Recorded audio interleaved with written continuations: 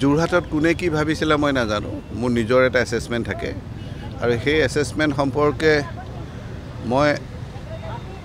মই যোৰহাটলৈ তেনেকৈ যোৱা নাই কোনো কেম্পেইন কৰিব যোৱা নাই বা মই কেম্পেইন কৰাও নাই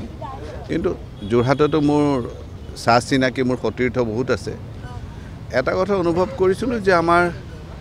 অসমীয়া মধ্যবিত্ত সমাজৰ বিশেষকৈ চহৰাঞ্চলত গৌৰৱ গগৈৰ যি বাকপটুতা এই বাকপটুতাৰে তেখেতসকলক যথেষ্ট প্ৰভাৱান্বিত কৰিছিল মই তেখেতক অভিনন্দন জনাইছোঁ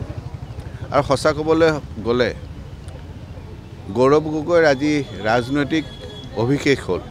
কাৰণ ইমান দিনে দুটা ইলেকশ্যন আগতেও জিকিছে